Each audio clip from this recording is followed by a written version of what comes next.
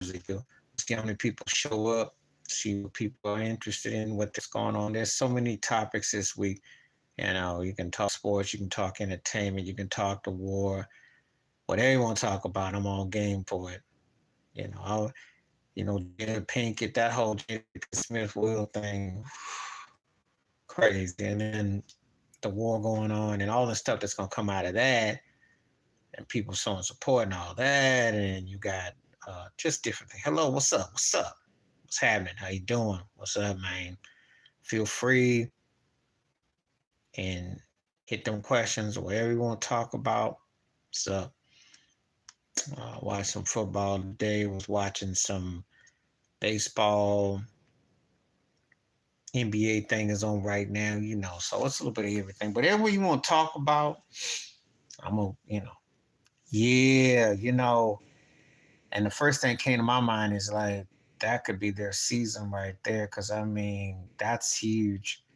You know how that law firm gets down. They were tearing Dallas behind a week ago. And see, that's what it comes down to. Health is wealth. So if you ain't got your health, man, your season could be over. And McCaffrey was my early season MVP. And they lost that game because old Poochie shanked them field goals. Purdy is still pretty good, but they this is what happens with I think that Kyle Shanahan uh that was a trap game against Cleveland, and Cleveland is no pushover, so man. And Debo being hurt, that's a biggie. Can they get it back before the season's through? Stay tuned. I think they win their division in a breeze, though. I'm not worried about the division because they better though. Yeah, yeah, he do. I mean, they're gonna be okay as far as that. Their defense is still intact. It's just that, you know, the weaponry and for the season. But they should be okay though. They should be okay though. Cleveland's a physical team though. Make no mistake about it. You're not gonna beat the Browns by talking about it. They busting your butt. But that's a biggie for Frisco. I still think they probably first or second best team in the NFC. Haven't said that, but it'll put more pressure on Purdy. But we'll see what they do. You know, despite as bad as things look, they still almost won that game today. So uh, it's not over with that though. It's not over. They still almost pull a game off though. So we'll see. Well, I told you that the thing is if you make two or throw them outs, they play one trick way of playing football. So you don't let him get down the field with Tyreek and Waddle, and don't let them get cute. They don't play no defense. They fool around and had Carolina in the game. Bryce Young was almost thinking, hey, this football ain't so hard because they were 14-0. So I said that about the Dolphins. That's why I don't trust them. I don't trust them. It's like gimmick football, you know. And I don't know who they could beat in the playoffs because you got to play some defense. You can't be all offense and no defense because you play against a team like Buffalo did them. Buffalo showed you how you beat Miami. You beat them at their own game. You play keep away, and there's not much there. So, you know, they are a soft team. They are a soft team. They could definitely be took out. So I co-sign that. I haven't been impressed by them at all. So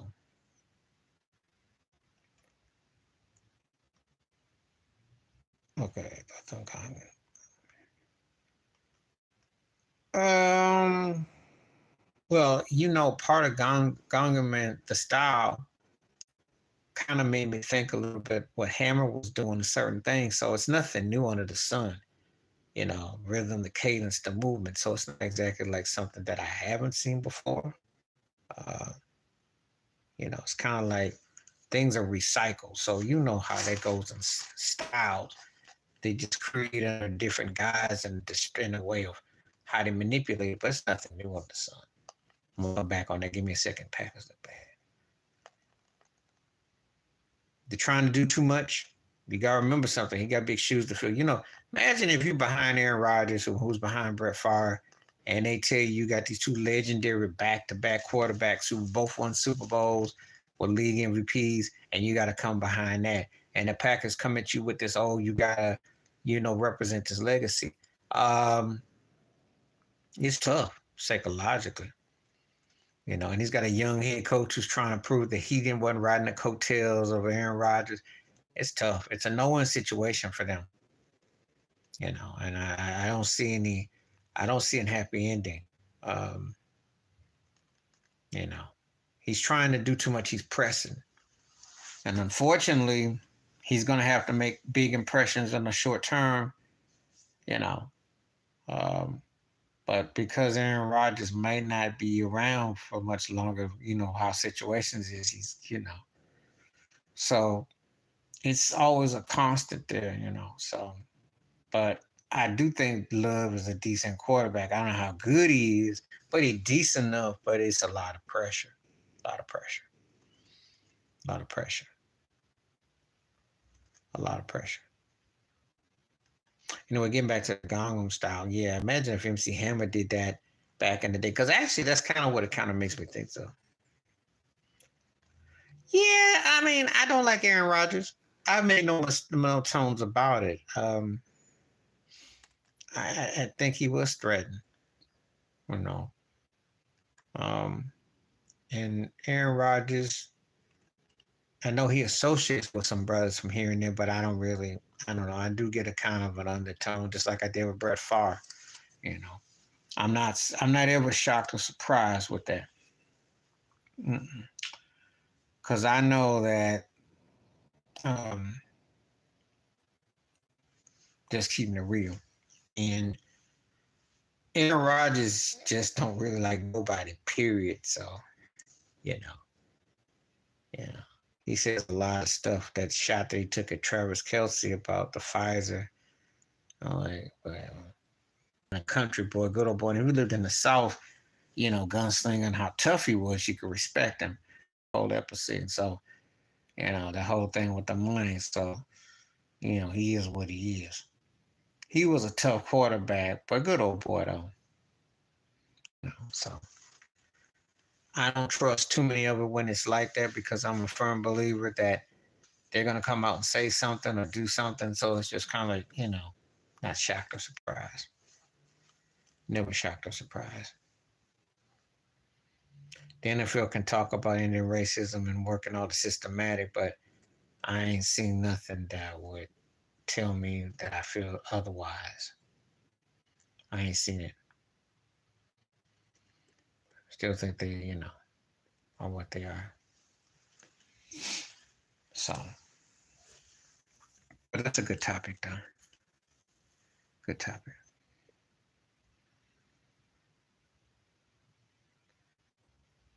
I don't even think he choked. I think that it's just that Frisco punched him so hard in the face they had a chance. Sometimes you see a cat who gets hit with a combo and he jolts and he never can recover. I don't think he choked. Sometimes you just got to say someone is better. It's not even choke. It's just that they're better. Uh, Now his attitude is stank. He must have been watching Jada Pinkett Smith or something. His attitude is stank, because I'm like, look, man, you got too much attitude.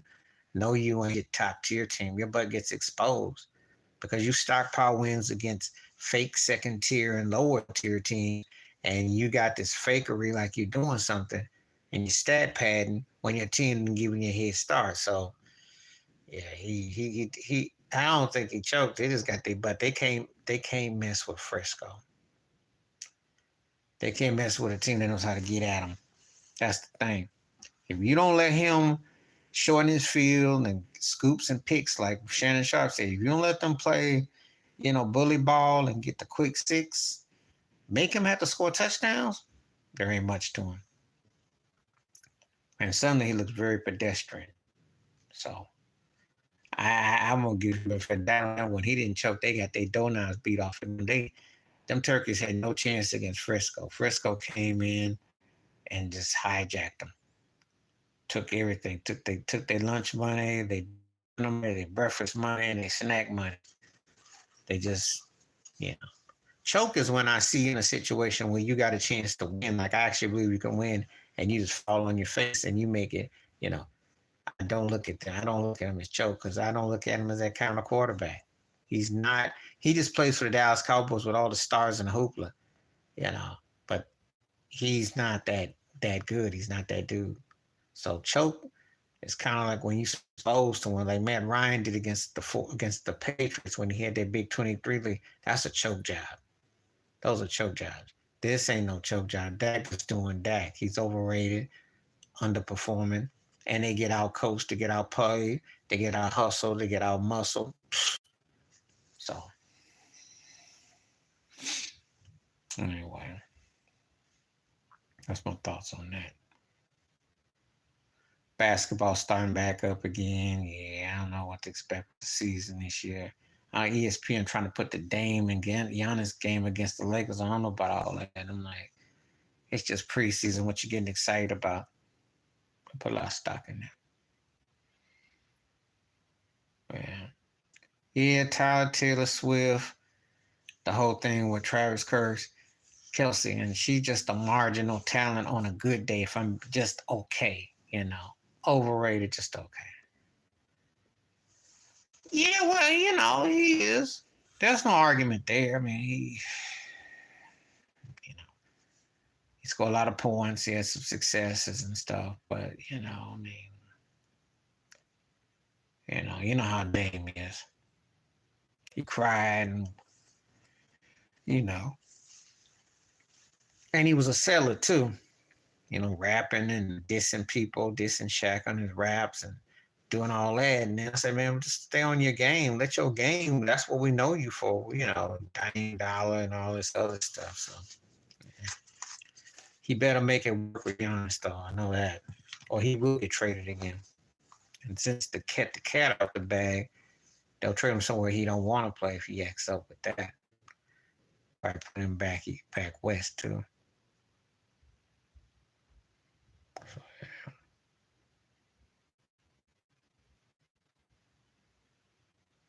Well, he wanted to go to Miami, and I understand that playing with Jimmy Butler and Bam. I get that, and I understand that. No, he Steph Curry shouldn't even be on his. He's not in Steph Curry's. Sometime a universe is like y'all not in the same area code, and you from Oakland, and Steph plays in Oakland, but you're not from the same area code. That's a whole different level to it, you know. Dame had C.J. McCollum had some pieces, could never get the job done. Not in the same zip level. Mm-mm. No, but mm-mm. Mm-mm.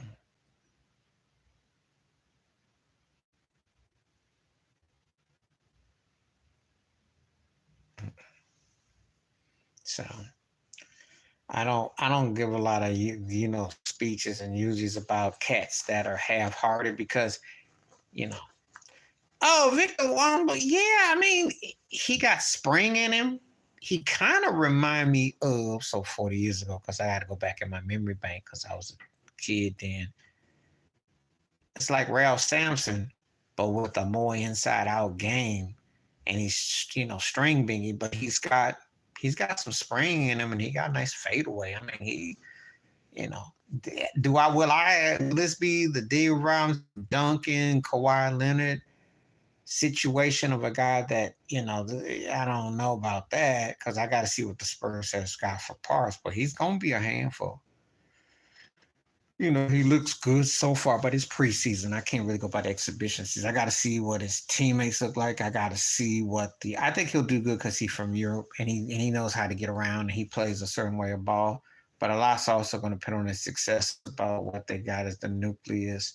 Um, how easy the game is.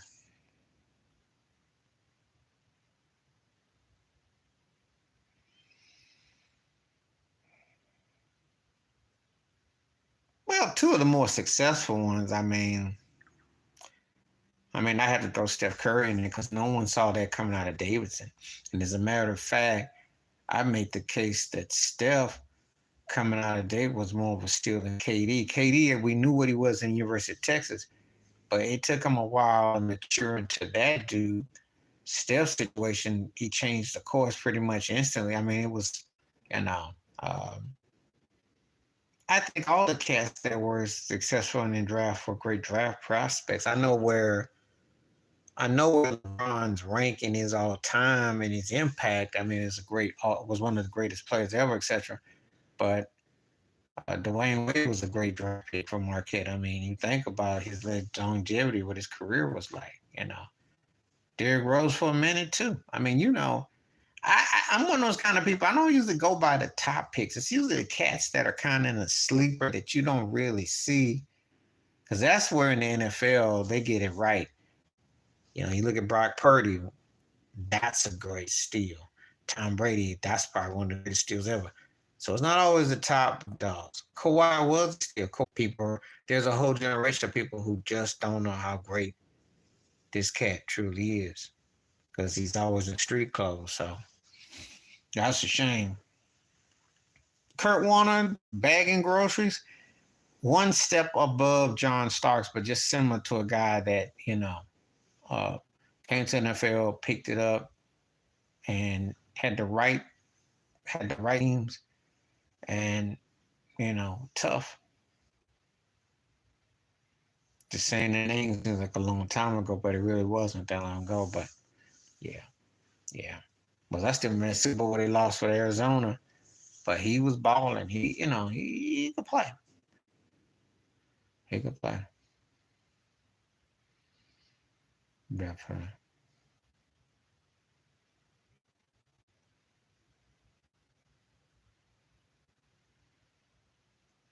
So yeah.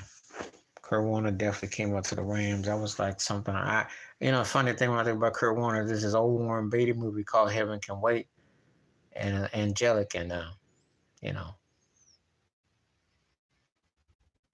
so yeah, he came up big with them, a big band guys.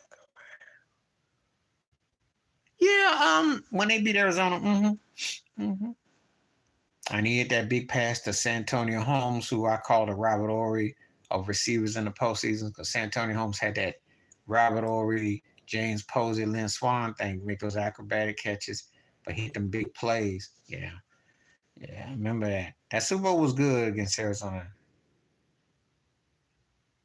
You know, but some suspect plays in that game. That James Harrison, that run back that Kurt Warner threw that pick was crazy. He dude had to get oxygen tank after he ran. I remember that just like yesterday. That was a good Super Bowl, actually, though.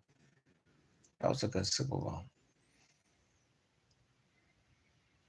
So yeah, Larry Fitzgerald, kind of like I call him like the Reggie Miller of receivers, because he could do one thing. He could definitely get his position. You couldn't stop him, and he kind of underappreciated. I think Tom Brady always wanted him too, because he's the kind of guy that you just wish he had been on more. He should have had more opportunities. He was just consistent with what he did. And Antoine Bolden, yeah, Bolden came to Buffalo. Big dude, big strong dude, kind of put me like in the frame of mind of a modern version of Art Monk. You know, if you were familiar with the old Washington football team, Art Monk was one of the greatest receivers and built at that time like a tight end, big size dude for a receiver. So was cool there. Like I said, came to the Bills, but yeah. So good call on that. Good call on those cats. Mentioned Fitzgerald and Baldwin. I remember Baldwin. I remember that really well because Larry definitely got our respect.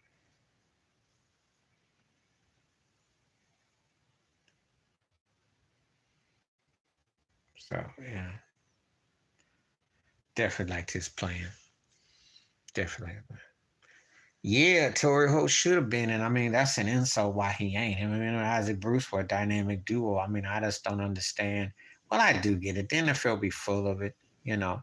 That's why when we talk about Hall of Fame talk, barbershop talk, it's more cooler talking with cats like such and such. But trying to understand how the politics goes with that mess, I'll never get it. I'll never understand. Because bottom line is this: if you're great, you should be in. If you ain't, you got to think about somebody. They don't belong. Torrey Hope belongs, but like I said, there's so much politics involved. and they use different logic, which don't make no sense. Well, T.O. had to wait because he was too much of a ninja. Okay, you can't be a black brother talking, calling white folks out, and saying what you ain't gonna do and how you ain't gonna do this, and they gonna make you pay. See, when I talk about race and sports, I'm not just talking about. I'm talking about the perception of a cat to go along, get along. That's why one of the reasons why Barry Bonds ain't getting the Hall of Fame, because they hate how he treated them white folks and how he was with them announcers more so than anything if they want to lead or anything. When you mention different athletes, I can tell you how the brothers are perceived and how they're not. How they're perceived is a big difference because there are cats that because of how they were. Well, no, and he told Stephen A. Smith, he said Max Kellerman's blacker than you. No, T.O. went to Skip Bayless's face, told him how he felt. See, you know, because that's but you see the when I say the ESPN plantation, NFL plantation, MLB plantation, hockey plantation, NBA plantation, excuse me, the music industry plantation, film industry plantation, I'm talking about in the general consciousness of how they want their Negroes to act and to be. I'm not just talking about how someone, they want you to tap. They want you to shuffle and buck and grin and show teeth. You know how it is. Got to show some teeth. They want you to Wayne Brady as much as you can. They want you to get Will Smith and get emasculated too, because that's what it comes down to.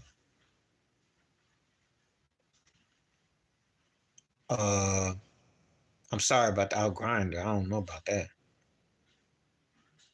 I don't know about that. I don't. You gotta refresh my memory on that because I don't go to certain sites.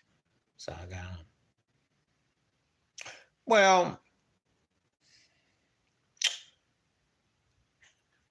Ted, I'm gonna tell you like this. Marcellus Wiley, I did a video about it. Marcellus Wiley put that in perspective. Marcellus said that Stephen A. Smith wanted. If you ever seen Beverly Hills Cop, but I'm sure you don't know if you've seen it or not, Eddie Murphy, Judge Reinhold, who played the nerdy white cop, was kind of like a broke version of Tom Hanks, like a third tier Tom Hanks. He was the geeky cop to Eddie Murphy's straight laced smart aleck one. Well, they used.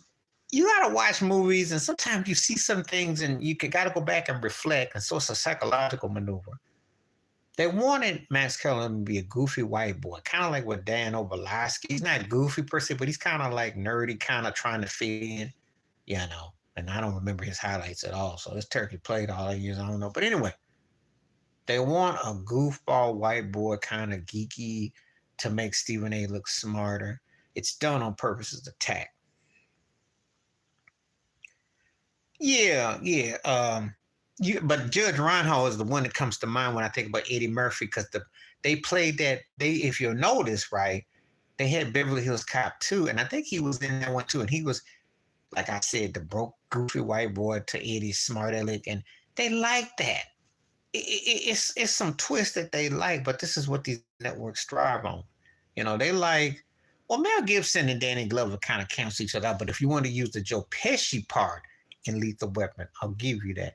Because they like kind of geeky white boy, kind of like he gets hooked up. It's kind of like the Kato Kalin who gets hooked up and he's kind of like gets all this, what I want to say is Forrest Gump type of situation, even though he don't really earn it. He's not some nobleman, but it's kind of like this goofball white boy who gets hooked up, frat boy kind of thing.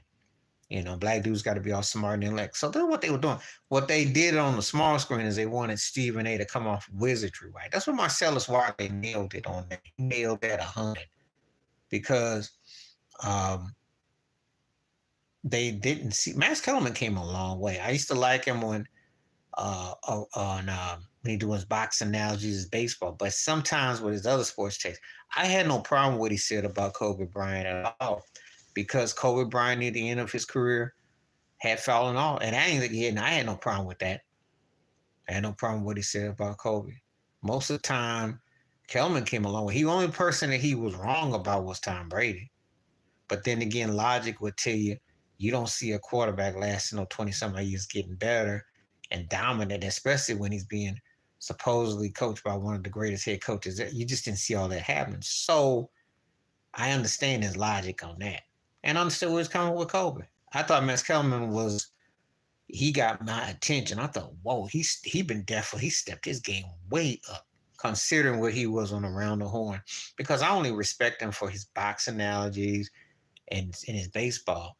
He slurped Michael Jordan, all that. I got that. But when he got conscious, I'm like, Max Kellerman became like Judd Nelson in New Jack City with Ice-T. It's like, oh, he got hip. Got him some dark shades, got some shades, and got. I'm like, okay. So I think it was used as a joke, and they're gonna make this white boy look, you know. So that's my thoughts on that. Yeah, well, the thing is that you gotta know what you're doing. Somebody brought up a good point. I think it was, I forgot what sports show I was watching, and they said maybe the reason why he brought in Matt Patricia and coaches on the coach him for offense is because they thought the defense is the only way for Mac Jones to win. Yeah, he is because he doesn't bring the game to Mac Jones's level. Mac Jones is expected to throw a deep fade routes, and anything in his blind side, he's still getting attacked on his blind side. He's still eyeballing. He's telegraphing passes to his left, which he gets pick six out. That's he's just not reading. And well, Kraft might fire him because it's got more to do with the fact that it's not working. And the whole Brady was like a son, and they stink. They're not even a 500 team. They forget about winning games. They can't even win quarters. So that's where that is. The Tom Landry thing was a different takeover. That Tom Landry thing was gangster.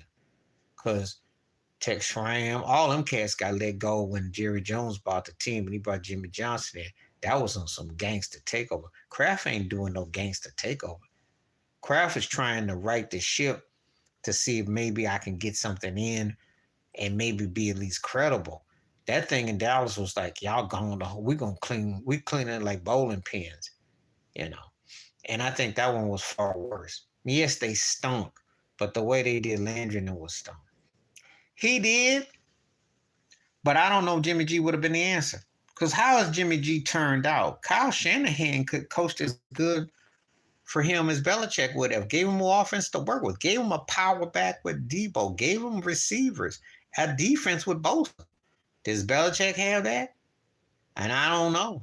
I don't know. I don't know. See, it's hard to say. But I know one thing. You got one guy like a Brady who can still get rings, or I'm stuck with Jimmy G, I'm taking the Fonz. And I told you I look at Jimmy G as Chachi. You remember Chachi Arcola? That was the Fonz's cousin. Yeah, he's the cousin, but he ain't the Fonz. So give me the Fonz. Hey, I'm just saying. But get what Belichick wants. Yeah, Belichick, I don't know if that would work. And looking at what happened with Jimmy G in Frisco, I think they made the right call. That Sanders play in the Super Bowl, I don't know how you overthrow Emmanuel Sanders. To this day, I still ain't figured that out. Sanders can run, too. That cat had a quick left hand step, and he overthrew him by 3 yards. I'm like, Jimmy G.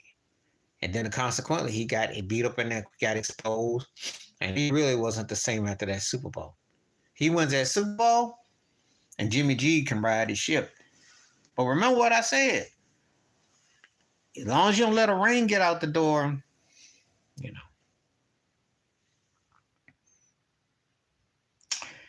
The difference, what he did, though, unlike Pete Christmas Carol, is that the Richard Seymour was like one that comes to mind. And, but the guys that he ran out, they didn't come back to haunt him, no.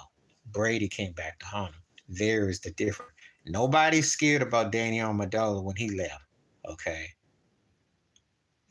Some of the guys that they let go or lost, they didn't haunt him. But Tom Brady, right now, when you see New England, that's the elephant. Adam Vinatieri has some success. You can say when he left, and you know, but that wasn't as haunting as Tom Brady. This one here is like, it's like a ghost. Like you sleeping and this ghost comes up and haunts you. Pete Carroll ain't really. Sherman, they got a Super Bowl. Frisco lost the same way, almost the way they lost Seattle, but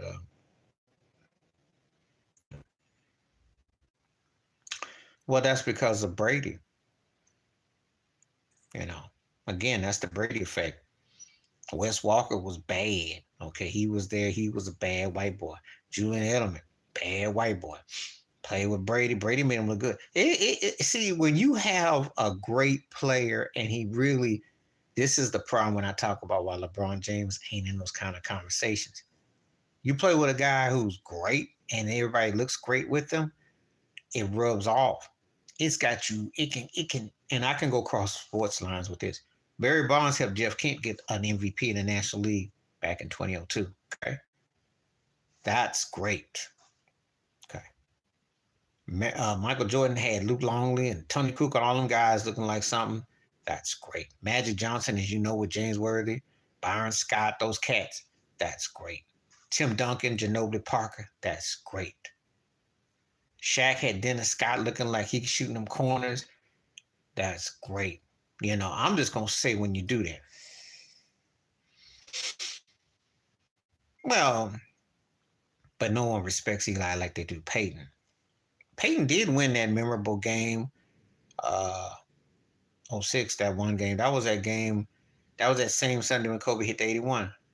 And they came back. Ugly Super Bowl. No, I'm got it mixed up with. Well, it was that Sunday. But anyway, I got my Sundays mixed. But anyway, he won 2 big games. But Eli Manning, if you ever watched the movie Let's Do It Again with Jimmy Walker's character was Woody Farnsworth, he was under hypnosis and he became his champion. But another time he stunk, that's kind of Eli Manning. Because if you take the rings away, his career is kind of. I mean, there are people now who think he's may not be a Hall of Famer. How many quarterbacks has got two Super Bowl MVPs and 2 Super Bowls came clutch, and you still up there shaking? You don't know if they're worthy of being a Hall of Famer. So Peyton's got him beat by a country mile, but he was clutching the postseason. That's the thing about Eli. Eli, clutching the postseason. Clutching the postseason. You know, he's more Robert Horry than he is Dwayne Wade.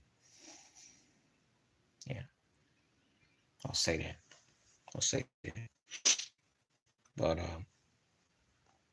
no, I don't think Pete Carroll's really ran anybody out that's come back to haunt him.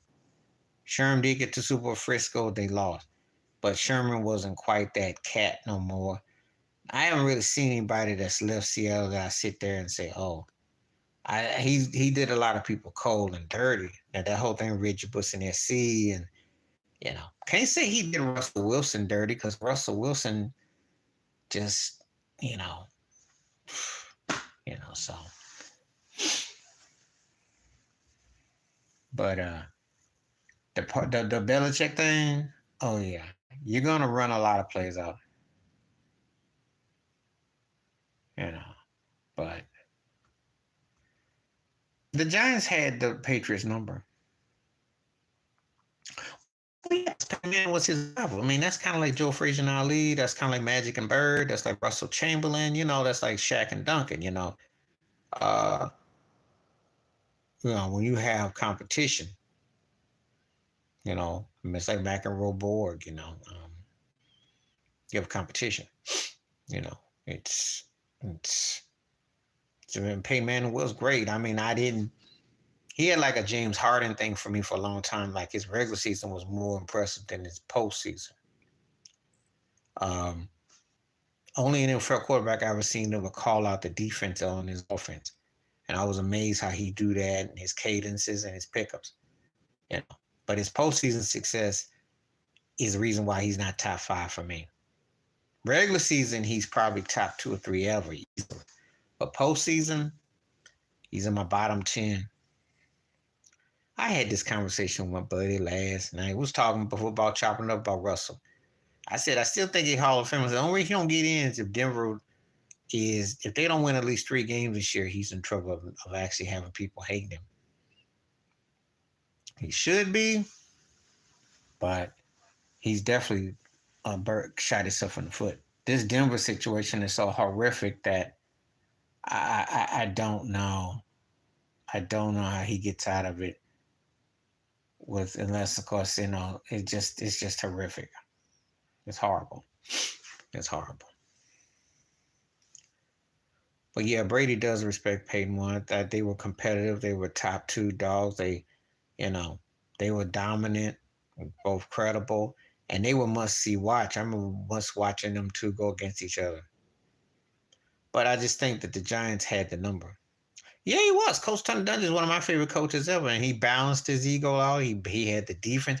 He told him, we can only win if you play within the concept. You cannot be throwing stats and leaving your teammates behind, because if we don't run the ball, we don't grind the clock and play within this cohesiveness, you don't win. So that's what Tony Dungy definitely would intervene on Peyton Manning. That's a good call. He was.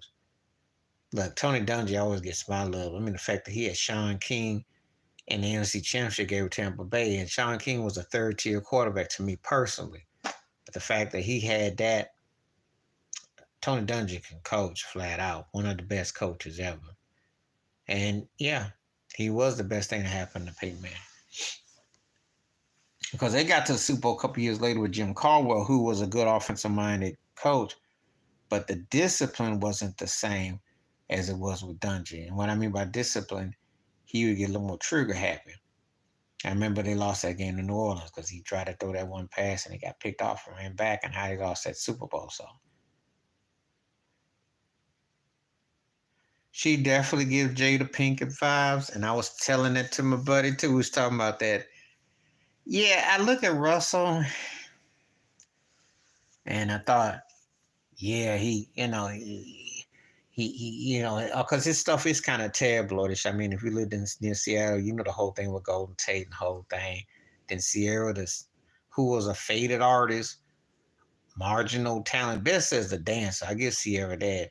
Ain't had a hit in ages.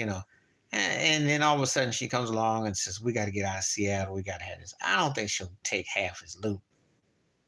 But I know she's the best thing that could have happened to her situation, because her situation's out there in them streets.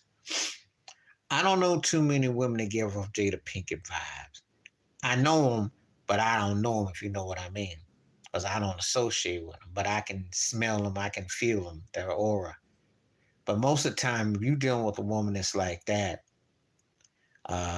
usually she gonna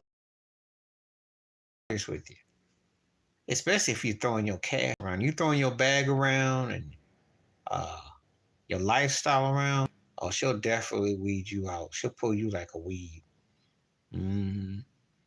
That's how these cats get in trouble out here.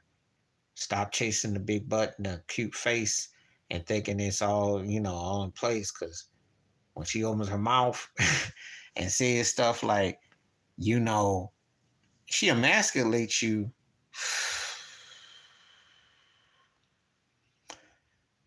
But I think Russell is trying real hard too, because I give you much props on this one to you. He wanted out of Seattle. I think he wanted to get more in a cool environment. And yeah. Well, I know about her in Future. Everybody know about Future. Future got around. Future messing with Laura Pippen and all that mess. The problem with Russell is that I was near Seattle, and when he won, I saw them Super Bowl, them commercials with cornball. He was cheesing it up. He was trying to be this happy-go-lucky Negro, and, he's trying to be all cool. He never really caught a big audience. He never caught the Patrick Mahomes love. He had the look, he had the imagery, he had some charisma, had some coolness, but he didn't really catch like that. So, and I think with Sierra, they want him to be more blacker, because his ex-wife was white and that whole thing with Golden Tate and all that. And I think they want him to act like he has some soul, because he's a stiff cat, he'd be like, oh, yes, and he'd be all proper.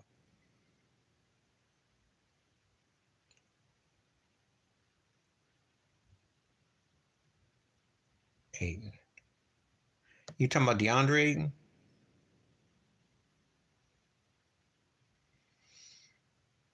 If you talking about DeAndre Ayton, who's now with Portland.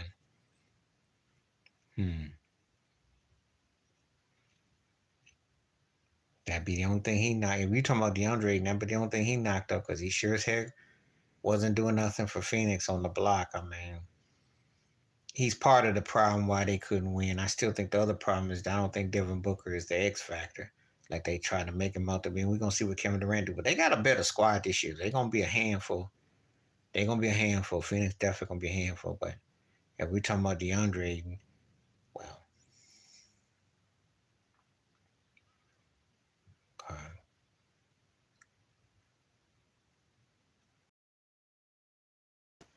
He must have been hanging around Tristan Thompson, messing with some of them. I don't know.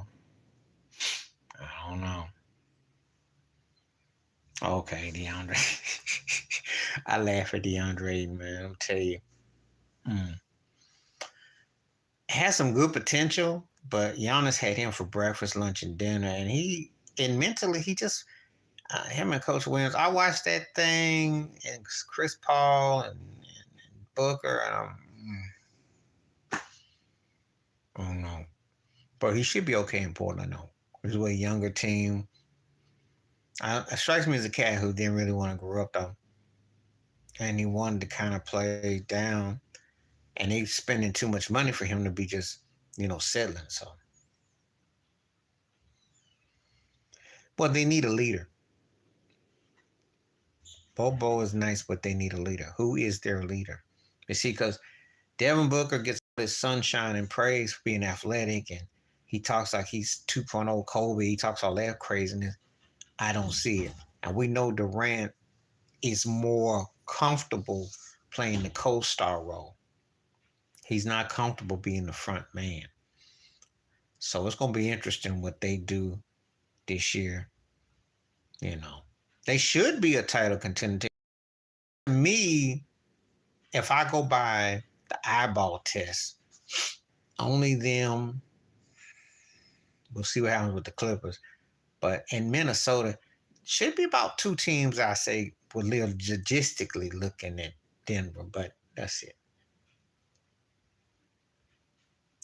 Oh, I know that. Tristan being out there thoughting. I know he did. Don't want to pay none. That's why he's roommates with Chloe right now. I know. I let me just say this without being in the man's business, being by business. I know stuff about Tristan Thomas without even following him, but he just happens to be. Sometimes if people be in a circle, it's kind of like back in the 90s. Michael Irvin used to always get in trouble because they were looking for somebody else and he happened to be in the vicinity. So I know about that.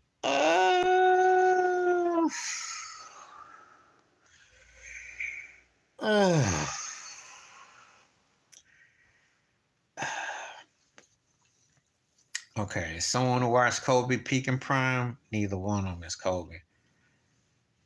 Tatum is marketed more than Booker. I'll give you that. Those Subway commercials and his popularity.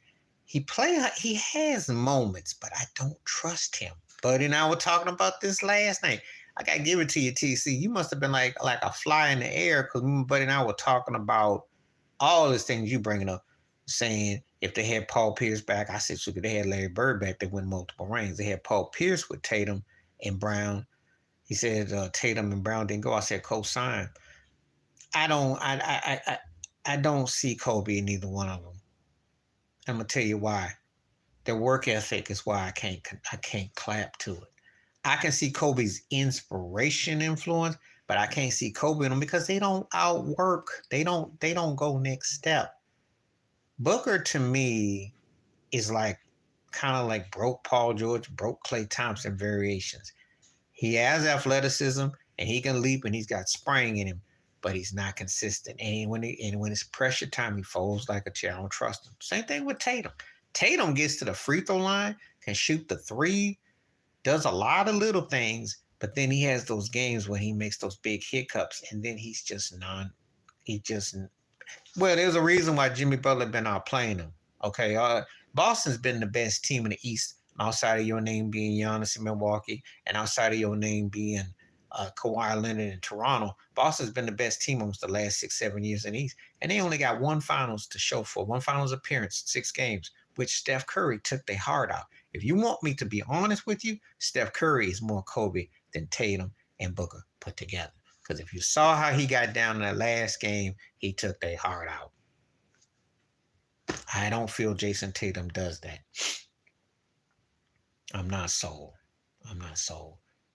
I see glimpses, but I don't see the full. But I know one thing: the powers that be want Tatum because he plays for the Celtics. He's the only American NBA player that is being pushed once we get past the 4 foreign cats. Once we get past Jokic, once we get past Giannis, once we get past Embiid and Luka, Jason Tatum. So that's the insult to Terrell Owens, because you could say that about T.O. when he went to Cincinnati and Buffalo and even parts of Dallas. But when T.O. was with the 49ers, he was incredible. Incredible. Obviously, when he went to Seattle, he was washed. I can't take. The only one I'm gonna disagree with you is this. I saw that Super Bowl against New England 20 years ago, 20 plus, 21 years ago, almost 20 years ago. And James Harden ain't never have a postseason like T.O. did in that Super Bowl on one leg. That's why T.O. will always get a pass from me. That's one of the greatest one-legged performances I've seen, up there with Isaiah Thomas in that Game 6 loss against the Lakers in '88 Finals. But T.O. was on one leg, and respected Teddy Bruschi, who had a stroke a couple years after that, couple weeks or so months after that Super Bowl. But he probably would have knocked him out. Just Donovan McNabb was gagging in the huddle. He was choking. T.O. was balling in that Super Bowl. And that's why I can't say the analogy. Now, if T.O. had been like half-hearted when he's in Philly or after the Frisco days, I'd say okay. But he was great in Frisco, great in Philly, except for that fiasco. But he was great. He does have crossover appeal because he's a broke Steph Curry, but the problem with him is that his team ain't that good, and he don't know how to play team ball. He does enough to look like he's got something which people like, and I can understand the appeal. Like, he shoots long shots. I think his take on the top of the key is his best move. One hand, and then he be rolling, and then he'll drive. And his passing game is cool, but he's just too much of a turnover machine. He's too inconsistent. And to me, he seems like he's paying for ESPN clips. I think he plays for clips and views. Now that I call 100% because I remember that like yesterday. And Don McNabb's karma did not end well. By he turned out in Washington, the whole thing on his, he had a ESPN. He had some gigs he had. No, he was, they gave him Campbell Soup commercial. You see the difference between him and Jalen Hurts. And he was a hater. He was a hater. He was a hater. So, I'll give you that. I'll give you that. Hold on, I'll be right back. I'll give you that one. That one is 100%. I'll give you that one real quick. Check this out real quick.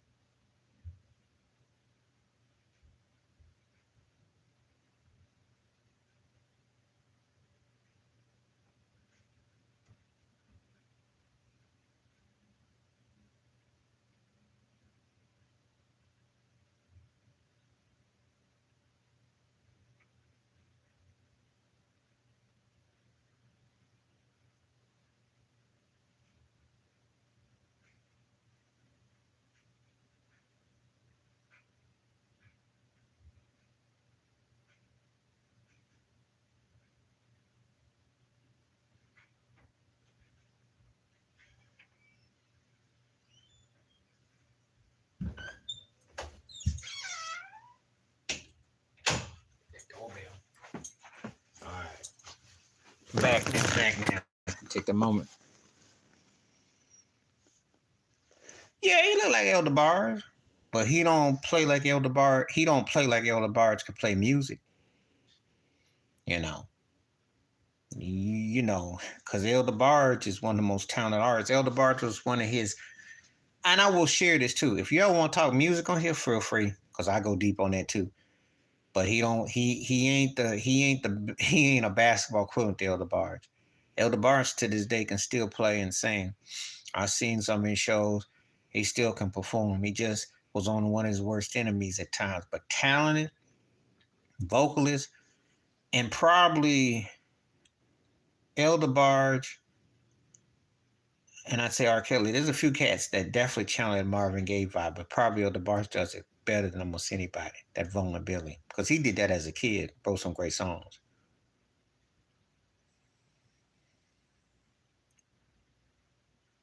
But the Philly was accurate. Now, see, I'll give you the choke about McNabb.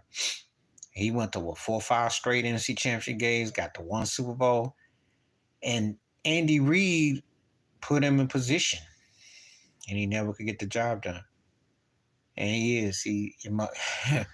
Andy Reid got what we call the angel's feather in his cap. Got a second chance in a big, real way. Because he went from being a cat that was seen like Marty Schottenheimer. Cats like Marty Schottenheimer or George Carl, Buck Showalter. See, I go across sports lines. And now with Mahomes, he's in the company of Tom Landry. He's got some people asking if he's going to be as good as Belichick. He's got people in the Don Shula, Chuck Noll, Bill Walsh, because he won multiple rings. That's what happened. That's what happened. Oh yeah. I mean, Elder Barge, the family went through it. I followed their whole career. Um, I follow Bunny the Barge on Facebook, and Elder Barge's thing is on Instagram. I keep up with him. Known quite a few of the people, social family. Yeah. But he could flat out sing and could play. Versatile. Um, um, you know, very talented. Very originally all this love was written for Marvin Gaye. Turned it down, but the vulnerability in Elder Barge's vocals and tones is what got my attention. And I always respect vulnerability in artists.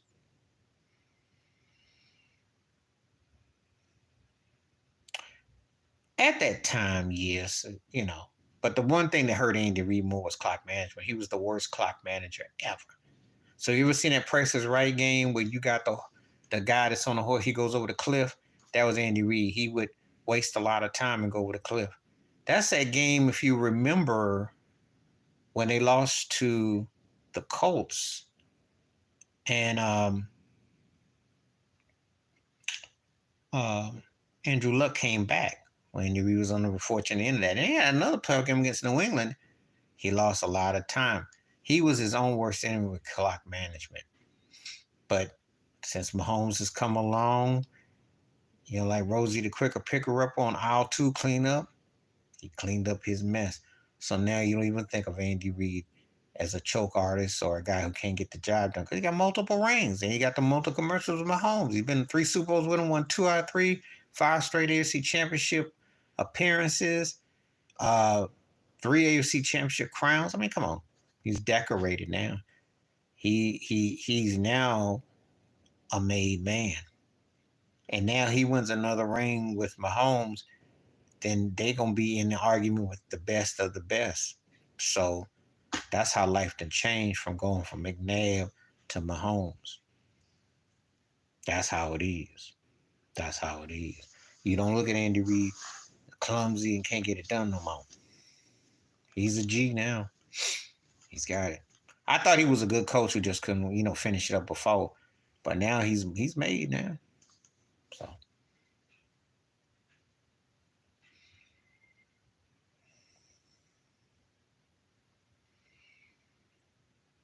yeah, but I mean, he was trying to compensate with I won't say do some through Stanley. I remember when they were, different time though. But one thing I will give Andy Reid is backup quarterbacks came up big for him. Remember Jeff Garcia? He could always find talent. They were a competitive team. They just didn't get the job done. That's all. A competitive team just didn't get the job done. Lost to Tampa Bay through a bad pick in that game. I'm just TC, hear me out on this. Wherever he didn't get right in Philly, and he looked good in Philly, like Philly, he was good. But to quote Tony the Tiger in Kansas City, he's great. Because he's getting it right now. Oh, yeah, well, yeah, because I saw Mahomes in college, and I thought, this cat, I was like, this cat. But I didn't quite see the Steph Curry thing. I didn't quite see the, curly knee. I didn't quite see him just where I went from saying a potentially all-time great to where he's in my top 5 all-time already. That's where I look at Mahomes. I don't need a big body of work. I can tell you, you give me 4-5 years what this guy done. There ain't gonna be another quarterback that's gonna hardly touch the half of him. Not that I see coming out. Not now. Because the way he's dominated is on some Tiger Woods, Serena Williams level. And when he traded for him, he must have saw the lightning in the bolt. And sometimes, the stars are aligned. And Andy Reid knows talent. So, I mean, you win 2 out of 3 Super Bowls, you more than made your money out. Mm-hmm. Especially in this day and time when you look at a Josh Allen, a Lamar Jackson, a Deshaun Watson, a Burrows, AFC is stacked with, and Herbert, if he ever get the Chargers, get the right coach, and Trevor Lawrence is coming. So you look at what there's over there, and this man made a deal where he's like, as a Bills fan, I thought to myself, great. We had to deal with Brady for 20 years. Now we got this cat. I'm taking Mahomes because both can come from behind, but there's something about Mahomes. It's another level. Like, I have not seen a guy that really takes the team on his shoulders, can win games, plays, because he played tough in the Super Bowl against Philadelphia. I don't think Peyton Manning gets tackled like that and he comes back. Mahomes always is in games. The comeback kid. He is money. Peyton Manning had great talent all the way around him. And I told you his cadences and what he did on the line, I always got high regard, respect. However, Mahomes is on another level because his timing, his precision, as a Bills fan, I gotta say Mahomes because it's that 13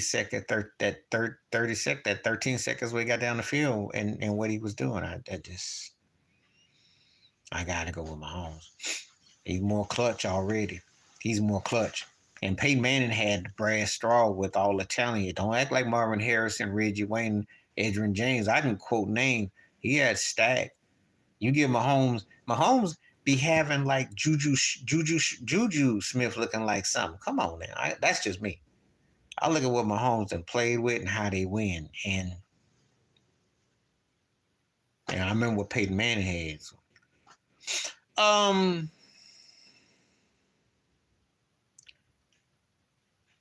Shadil, well, timing.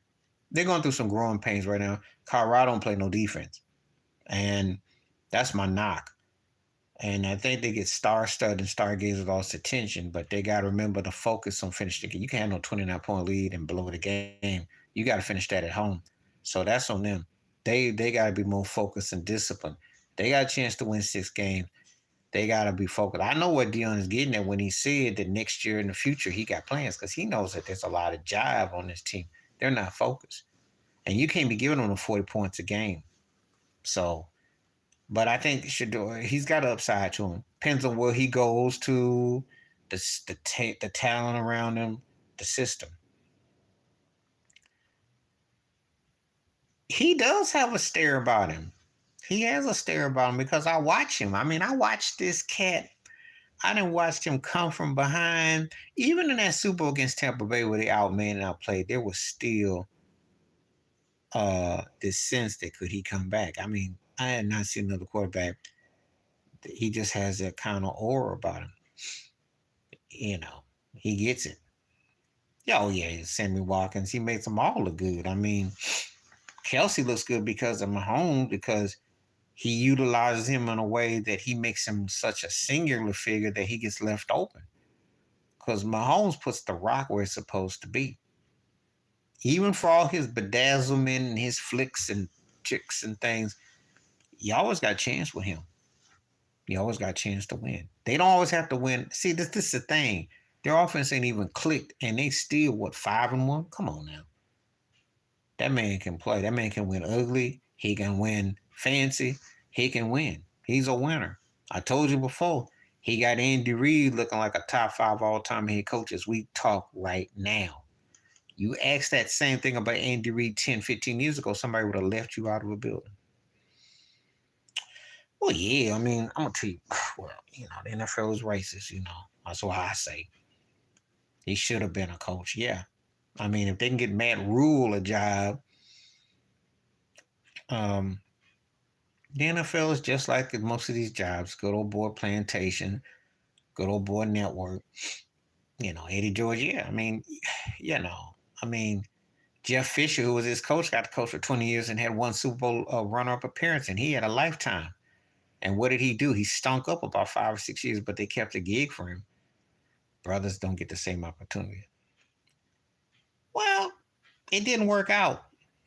It didn't work out for him and the sister.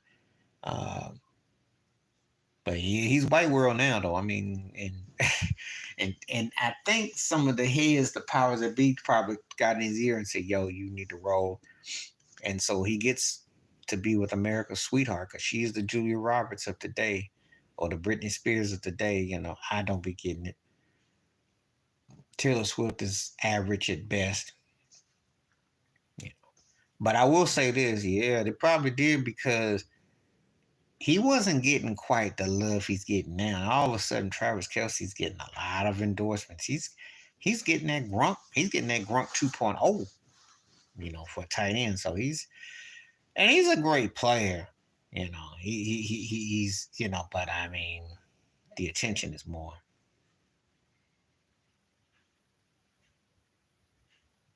Well, yeah, because let's not get it twisted. America with 3Ks is still America with 3Ks. And everybody ain't playing guess who's coming to dinner. You know. And she probably thought he was just having fun with the sister girl. And I don't know the details of how serious anything was. I don't even know how serious this thing is with Swift, because she always is a love and leave him. My homeboy last night, we was cracking up last night. A dude you must have been like a fly over the seas because he was making the jokes about saying that she break, because Taylor Swift break up with after Industry, and she got a song about all of it. So he was making a song of last night about she breaks up with Travis Kelce. Was cracking up. I wouldn't be surprised though. But and again, I can't say nothing about people's PR, personal PL, because personalized, because there's a lot go on. But I know the guess who's coming to dinner ain't for everybody. I know that sometimes people are gonna be very funny with the choices. So, but people gotta live their life.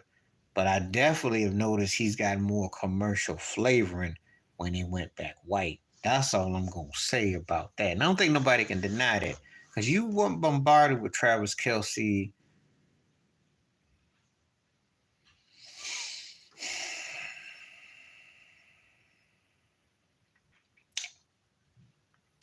Three different types of receivers. I mean, tight end. Shannon Sharp was physical, beasting, and everything like that. It was a different situation with Denver and Elway and all that. He came up big, was a different thing. He was more still the physical throwback with the modern flip. Tony Gonzalez was one of the few tight ends. Is that I look at Tony Gonzalez kind of like how I look at Kellen Winslow Sr. Because he was very athletic, one of the few tight ends I saw that emerged and was stat pat. Stat pattern. I'm gonna tell you a story. Tony Gonzalez with Patrick Mahomes would be sick.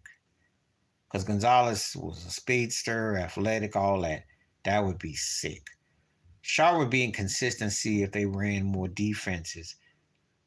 Chris Jones was dominant. But I'll say this though. Kelsey belongs in the conversation. He's that good. He belongs in there.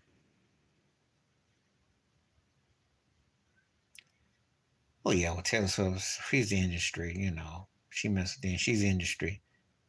But she's got a hustle about her though, too. Don't let nobody chick fool you. She got some hustle. Somebody didn't school her. She knows how to keep a bag going. I'm not big on her music or anything like that, and I don't see anything special about her like that. But she's a good hustle. She definitely got hustle.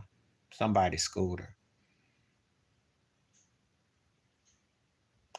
They'd only cancel Kelsey if he came out and said Black Lives Matter. If he came out and said the cops is racist and came out, if he did what Chris Long did, Howard Long's son came out and started talking about black folks and gave him some love and said that Jason Aldean's song was racist and he didn't like that.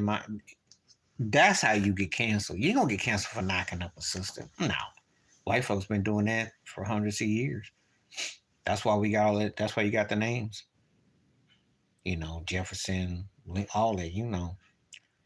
The slave masters did all that. That didn't change. That wasn't no cancel. But if he came out telling the truth about what goes on, oh yeah. I mean, oh yes, Lord. But Chris Holmes, oh yes, yes.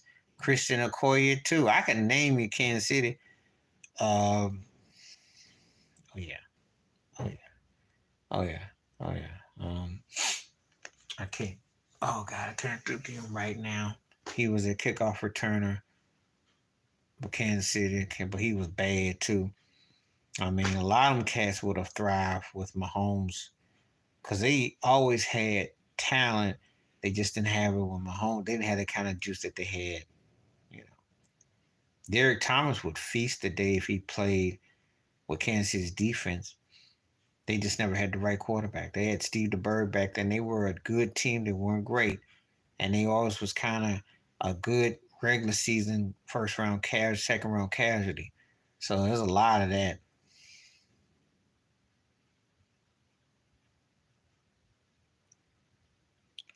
Well, yeah, because he spoke out a lot of stuff, and you know his dad is real conservative on the Fox News, Fox Sports, so you know, but he spoke his mind on some stuff, and white folks turned his mic off. You know how they go. That's who I was thinking of. Thank you, thank you. That's who I couldn't. I was trying to think of number two because he had Tyreek's number for Dante Hall. Thank you. Right on. Cast like Dante Hall and what you call it for the Bears, Devin Hester. Yeah. Oh God. Yeah. Dante Hall, thank you. Dante Hall before Devin Hester. Man, Cass was burners. Cass was burners. Great call. Yeah, thank you, man. Appreciate that. I knew it was on the tip of my tongue because I was thinking so much about, and they always had athletic cats in KC. But with this Mahomes thing, it's like y'all ever get the guy with this guy? Oh man. Yep. Yep. Yep. Yep. Yep. Roof was something else. Mm-hmm. Yep. Call on Dante, great call on Priest. Yeah. But I do like Kelsey though. I think he, you know, because he definitely gets open. I'll be watching some of the games and I'm thinking how he be getting so much spacing because he's really the main target, the only target they got. Because Lord knows, old boy that they got from the Giants, he drops too many passes, Tony, and he's Butterfingers. Um, they got a couple okay cats. But having said that, they still 5-1. So, you know, but that's because they know how to win. And they would have won that game against Detroit if Chris Jones had been playing or Kelsey had played. Well, all they needed, you know, was one play in that game, really. They're just one play from being undefeated. So,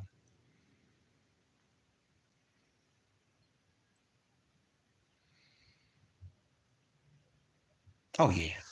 Well, yeah, because you talking about Rex Grossman, and Rex choked on me if the ball was wet. I'm like, Prince was playing the guitar in the rain and he held onto his strings. Rex Grossman couldn't hang on to nothing that Super Bowl. I remember that. I was still mad at Devin Hester because I didn't even get a chance to finish making my sandwich. And Devin Hester was like the old Mike Tyson fights. Couldn't even sit down. Time I turn around, he already got 7 up on the board. I'm like, man, that's how he was going. Oh yeah. Colt defense didn't really have to do a lot because that game was a real. There was a lot of running in that game. It was a close nip tuck game. But if you got a quarterback for Chicago who can utilize the field, it could have definitely been because Peyton Manning did not look good in that Super Bowl. And matter of fact, you'd be hard pressed to name me one Super Bowl that Manning looked good in. Oh well, that would be a feast there. I mean, um, I mean, that would be sick. That'd be sick. That'd be a scary combination.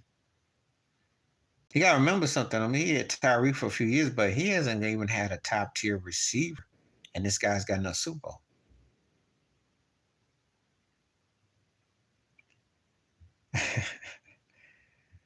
Well, the thing about old Rexy, if it was for 80 yards, he's a good quarterback, but he gets by the goal line, he sucks it up. But he just he was.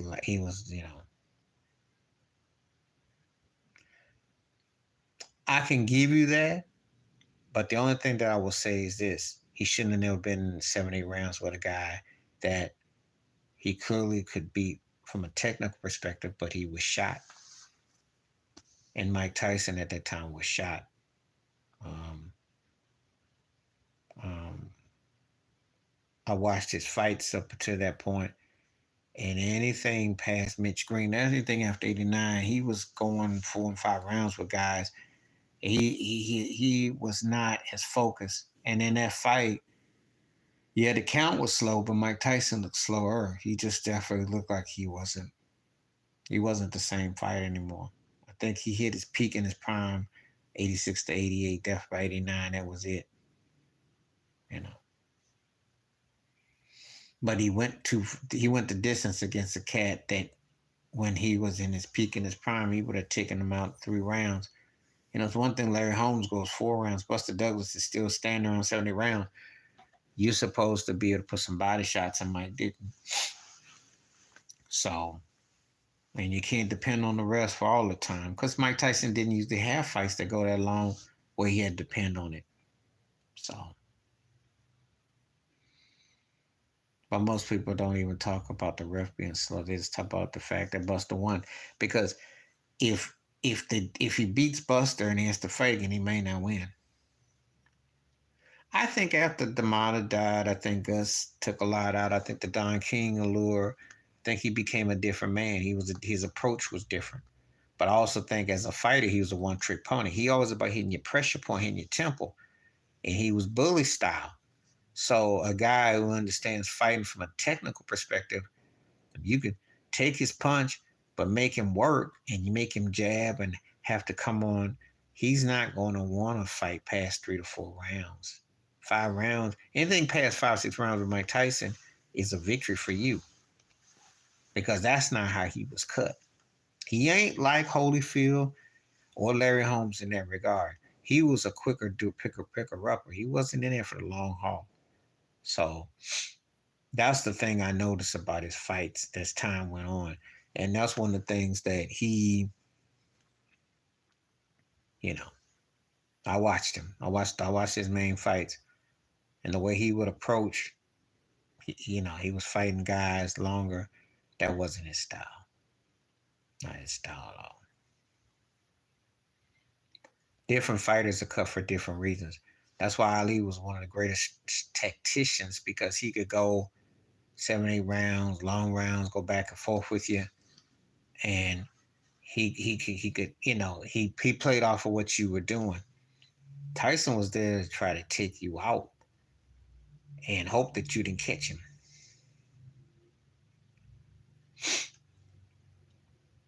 For the most part, he had any chick he wanted. The most part, And I do believe there was some foul play with that case, but he was also, the guilt by association. And when you're black, you're double guilty. You can't put yourself in a position when you're a Negro. Just keeping it 100. You can't do that because the system is set up against black men, straight up. And and you're considered Lothario, and you wilding, and you doing what he doing. Uh, you know, so two things can be true at the same time. And he in his judgment, just saying, you gotta be careful. I think Holyfield was more country than he was a buck dancer, personally. He crossed over because he was considered kind of a safe, likable Negro. However, he just country. I never. He might have shuffled, but I didn't feel that he went out of his way with white folk. I don't really think he's ever gotten that token pass. To be honest with you, I really don't. I just think he's a country cat. You know, um, you know. If anybody kind of buck danced a bit, I'd probably say George Foreman, because I felt that he crossed over and he all of a sudden he took on this personality where he was a mean cat.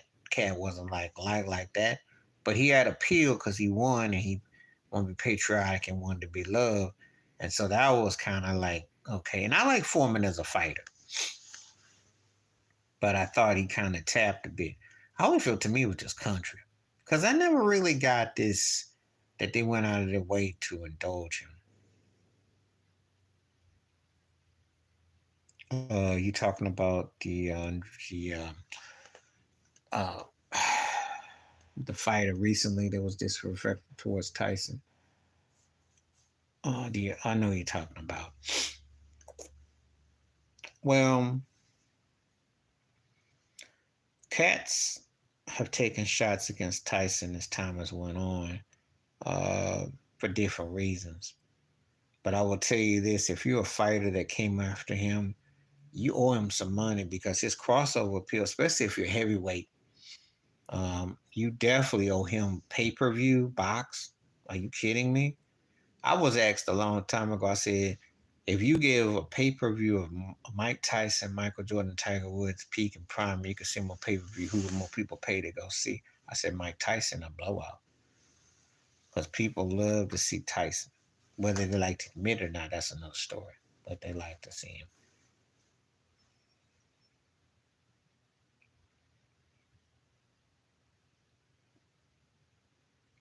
And Sonny Liston too, and Jack Johnson too. You gotta add those cats too. We're talking heavyweight here. You gotta add Sonny Liston and Jack Johnson. Those guys could definitely hit. Great call though.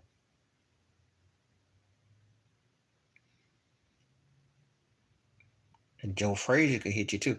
And I'm gonna tell you who's underrated who could hit was Ken Norton Sr. He had that unorthodox style, but he could tap you. He could definitely tap you. But I know that list that you mentioned, Ernie Shavers is most underrated. But that's because again, when I was talking about the '70s, I talk about how great the music was, the talent. Same thing in heavyweight boxing. The talent pool was so deep that the tiers were, it just wasn't fair. You know. And those were Foreman incredible because he came back in the '90s, was a heavyweight champion. Incredible talent, incredible. Larry Holmes made himself some great education, made himself into a household name. Incredible, got respect for him. I saw that. I seen his son. His son ain't bad. He ain't bad. You know, tough shoes to have to fill though, but he ain't bad though. You got prestige and lifestyle though, because golf is a very competitive, very expensive sport, and you can't be half-hearted. It humbles you with quickness. So we'll see how that turn out.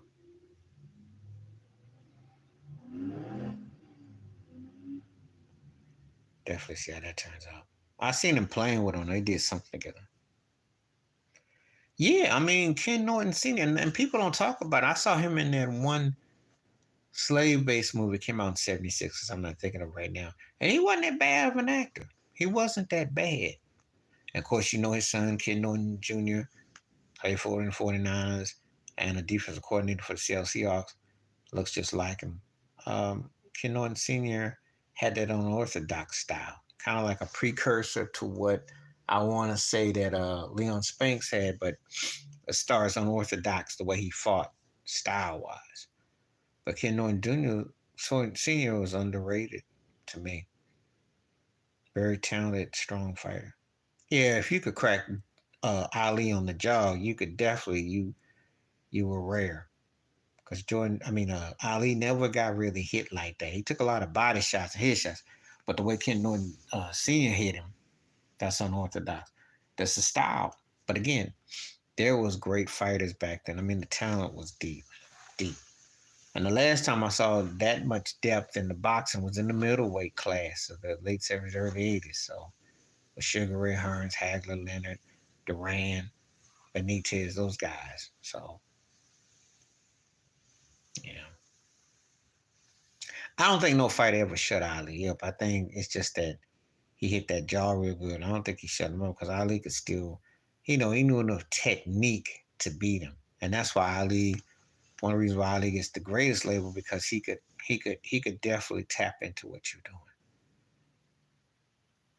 Well, their defense didn't do much though. To Pete Carroll's defense, they didn't do much. They found a way to blow this game today, but that was on the offense. But their defense kind of let Burrow and Chase get going a little bit. But I think he got as much out of him as he could. I don't think Ken Norton Jr. was trying big and hard to stay. Not this time. Not this time. He did. Ernie Shavers was a power puncher, yo. Throw that ball head and hit you like boom. He had shots. He had shots. But one thing I will say this, hard hitting fighters don't necessarily make them the greatest, the best. It's just that's a technique. You got to understand the technique of what you can take and how you can go. That's what makes it, because sometimes you think because a guy hits hard, it's like baseball pitchers, guy can throw real hard and fast. That doesn't mean that he's necessarily a great pitcher. He fits a certain situation. Doesn't necessarily equate to the same, but you remember him though. And Shavers was a power fighter. But I don't think he was on the same tier as, obviously with Ali and Holmes and Frazier and Foreman. I don't, he one of those guys you won't have to rumble with, but there were guys that style wise, because see, it still comes down to styles, like Jimmy Young. I don't think they go after. They'd have to stink. First of all, that ain't going to happen unless they can make an incredible trade. I don't think USC wants to give Pete Carroll nothing right about now. Think about that for a moment. They just need a veteran quarterback that's kind of agile. They don't really need. Caleb's too young. They'd be looking for a guy that's 7, 8 years that's playing. They would go after Kyler Murray or something before they go after Caleb. They don't want to go after no kid. They're a young team, but they would need a quarterback that's kind of like been through the trenches at least 5, 6 years. They wouldn't go for a kid, I don't think.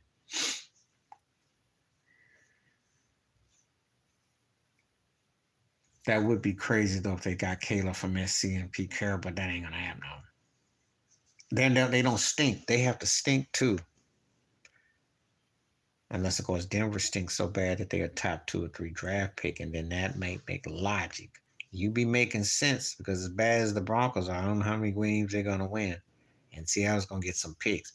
But I don't think Caleb would be the guy they would want. And I don't think Caleb would come to Seattle. He'd probably much want to go to East Coast team or a team that's kind of like because you got to go through too many growing pains.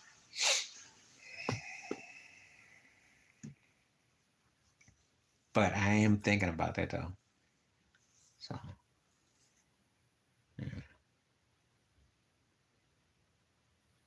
That I can agree with you on. I can agree with you on that one because He's washing in Minnesota.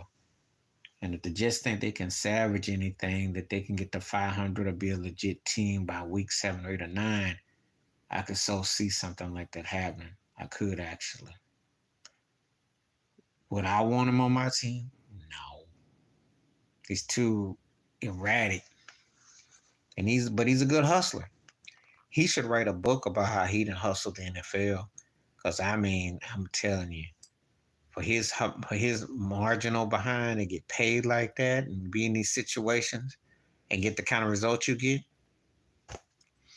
But I think the Jets would make that move. I think that's what they don't want to say publicly because they still trying to throw this false sense that Aaron Rodgers is going to be some miracle work, but they can't trust Zach Wilson. So they probably would go after Kirk Cousins. I wouldn't be surprised. You know, NFL likes to wrench, so the NBA makes it happening, but the NFL definitely with the rent a quarterback. So you know, but I don't know. I don't try not to think about Kirk Cousins too much though, because he's belonging in Minnesota. I mean, you got arguably the best receiver, and your team was just brutal. So, but yeah, I could see that though. I could see that though.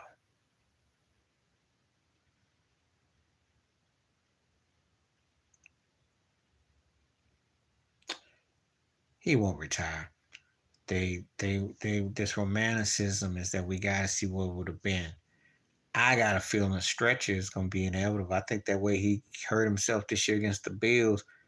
He's an older quarterback, and I think they're not looking at how broke down he was with Green Bay the past few years. But they will definitely go for a quarterback, though. They will. They hate Zach Wilson, but they have to tolerate him. He has had some moments, but you shouldn't have moments. You either got it or you don't. And, you know, so, but they definitely want Aaron Rodgers to come back, though.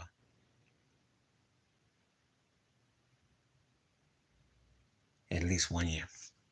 I think he's done after another year, though.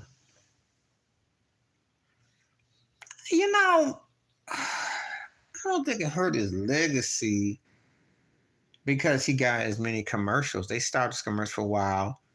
I don't see how it hurt his legacy. I want you to explain to me how it hurt his legacy when the Jets went and got him, and I watched the Carlton show on Fox, that bald head white dude slurping him, then Greenberg on ESPN slurping him.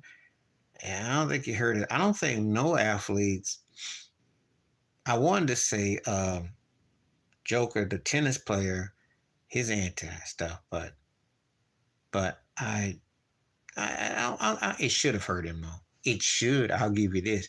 It should have, because I think he was reckless and he did end up catching it, and he still might catch it again. And he's not a doctor. People getting vaccines and all kinds of shots everywhere all the time. So you can't sit there and say like you know. But the fact that he ain't producing on the field for all the slurping they do for him is what's hurting his legacy. That's what's hurting his legacy. Them choke games in Green Bay, them last few years, I heard him. What's Joe Namath talking about? I know he dissed Zach Wilson, and they still keep a mic. When he kissed Susie Colbert 20 years ago, I don't know if you remember that, on national TV when New England was beating the Jets, and he said, I don't care about the game. They still give Joe, and he apologized and all that. And I think he went to like a 3-month rehab, but everybody know how Joe Namath gets down.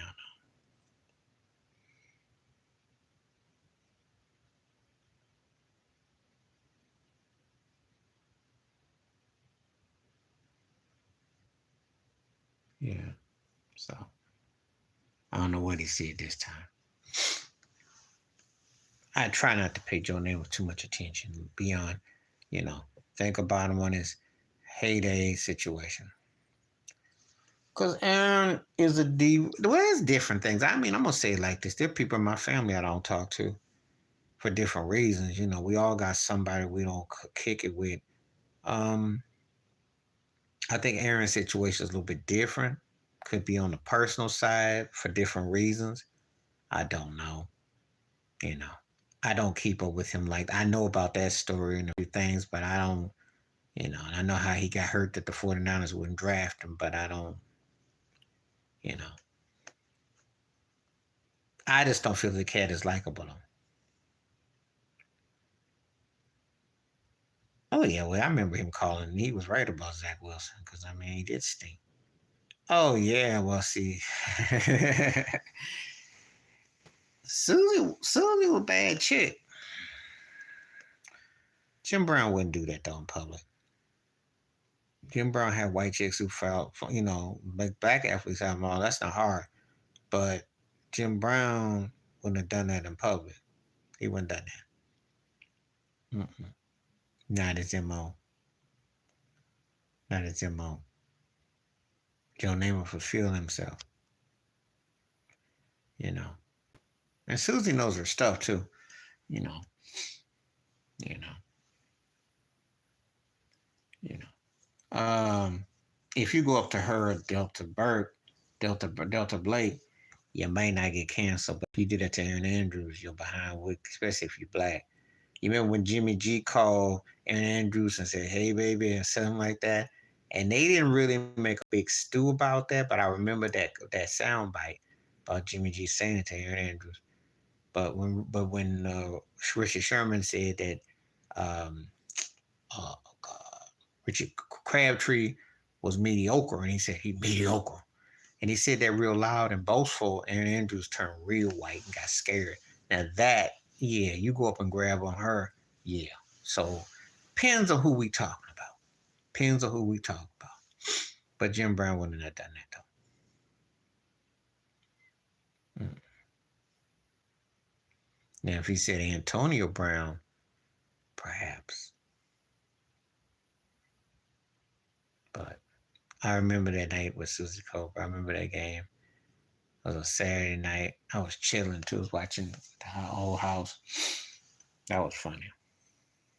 Oh, I like it. I don't remember Malika Andrews. Malika Andrews and Sage Steele.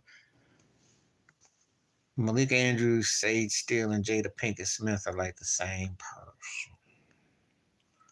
And there's a few, and Gayle King falls in it. And Oprah does too. And part of Whoopi does too. hmm That's why they get jobs. Hating on brothers and talking in code and slurping for the massa. What's up, man? What's happening? Yeah. Oh yeah. Well, Molly was there for the take, but TD was a little too bold, too blatant with it. And I think she was looking for. Mm, there's a reason why she got with Jalen, because Jalen is comes across a more cosmopolitan brother. TD was like pretty much direct, but yeah, it was the way it was done. But you know good and well they put her in the middle of them cats. What's up? You already know what's up. You know what they trying to do. You know what's up with that. Because you ain't gonna be a non-white woman in the middle, especially all them brothers up there, and then someone ain't gonna holler at you. Okay. This ain't like Phyllis George back in the day with Irv Cross and Messberger and the token white Miss America or somebody they put in there with Jane Kennedy Overton at the Jane Kennedy at the time, and they kind of like camouflage it like a Sly and the Family Stone family affair thing. That's not. They don't they when they put certain type of women's in the middle of them brothers that's talking like that and all that. That's done because she's definitely been familiarized. Kind of like when you see Rachel Nichols amongst Keyshawn Johnson, Mike Irvin, and Sherm. You know, she been and so it's done. It's and so Molly knew what she was doing with that. She played it off because there's a lot of subtle and not so subtle. And I remember that. I remember that.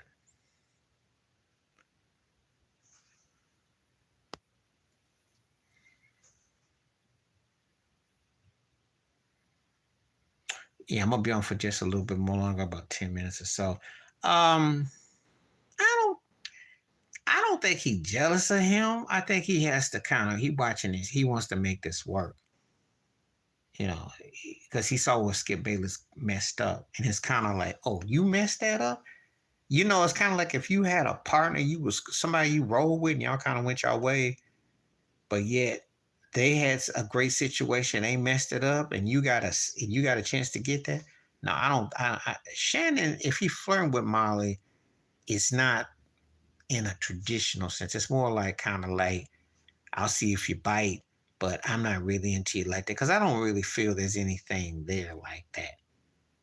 Stephen A will feel challenged only if she, you know, but I don't really see nothing with that.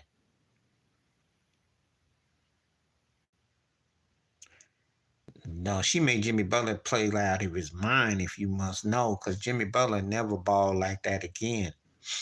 I mean, he balled. I mean, he played his. I'm like, I wonder where she was this year. Should have come to Denver. He balled. Um, you know, nobody said nothing, but I mean, he played out his mind. That's why you can tolerate Jimmy going through his phases and different looks and imagery because he's trying to, the things he's doing. But when he here with that, he played. Oh, he was throwing up 20 and 30. He was throwing up 30 plus points. That's not Jimmy Butler. He's a 22 to about 26 points at best. And he starts throwing up 30s. Oh, that's something special going on there. And that's what Wolves. So, but no, I don't think Stephen A. I think Stephen A. is working with it's a strategic because the ESPN plantation basically told him you got to stand on this ledge with this man. We need our ratings. We need that bag. Make it work. Skip Bayless just got rid of a diamond and he's stuck with some bronze medals. Okay, big difference between gold and bronze. Now I think Keyshawn's good at the table. Sherman's cool. Mike Irvin, but they're not a gold. They're bronze flirting with silver's top. There is no gold over there on that set that Skip's got when he lost Shannon. So Stephen A ain't messing it up. And I do think ESPN will roll with Shannon more. But I don't really pick up no chemistry with him and Molly. I think that's Stephen A all the way. And if she didn't mess with and she wasn't feeling him, then Dowski or one of them kind of a cat like that. If she wasn't messing with the brother, she go out to some cornball white boy. I don't think I don't pick up with Shannon her like that. I don't. Okay, I will address this because I'll go in about 10, 15 minutes. I'm going to address this. I did a video about it. I think the Dwayne Wade thing is what messed this situation. Yes, they got D Wade back after that whole Bobby Ewing nightmare shower scene where he went to Chicago and Cleveland and they got him back. But the way they ran Wade and didn't pay him, and now Wade ends up getting part ownership with the Utah Jazz, is not a good look for the Heat situation. And I think they didn't take care of their favorite son. He's not attracting that big fish, or I call it the dollar. When I say a money song, I'm talking about a 50 cent piece, which is good, or three quarters, which is almost, but there's a classic. He's not getting that dude. And he has not been able to attract that money cat. And that's what's hurting them because they've been to two finals. They've been in the Eastern Conference Finals the past few years. They're just not securing that dude. Jimmy Butler is a strong co-star. But Jimmy Butler to me is a lot like a Scottie Pippen. He ain't fit to be that dude. He's tough. And nobody hardly outworks Jimmy Butler. But I'm not sold on him as an alpha. Bam, the same thing. Bam undersized, plays hard, like the way he goes at it. And he was good in the finals in spurts. But he's not the dude. They're not getting that dude. And I don't think it's cheap. I just think that, NBA's got long memories. I've seen certain teams because of how they did certain players, people won't go there. I really but truly believe that when LeBron James retires, somehow that will impact the Heat to get landing a superstar. I think there's some payback. I really do. I really do. I think that's all correlated. And Pat Riley, is in a battle against a modern day and time which wants to edify the people in the seats. It's not about the X's and O's. So you're on a real crossroads of I got to get this kind of person, and if I don't, you know, because that's how he rolled. Tough blue collar, blue nose, but he also wore, the main suits, the GQ, the Wall Street imagery. And if you can't bring in a Wall Street player, you know, so that's the problem he runs into. And they're not attracting that. And I think that's the big problem, you know. So I don't think he's cheap. I just think the cats ain't feeling it. And they've been turned off. And I wonder how much LeBron, in fact, I say that, and also the Dwayne Wade being a partner in Utah. I just look at little things that they don't do. They brought Wade to retire as a player, but they didn't bring him in for ownership. So, you know. So I observe those sort of things. Okay, so I'll be here. We'll go here for a little bit longer until there's any more questions comes in. See anybody gonna say anything else? It's been a good chat as always, and definitely enjoying Sunday conversation, some good takes and some perspectives, and see if anybody else got anything else to say. I know one thing, I'll never cat Pat Riley out though.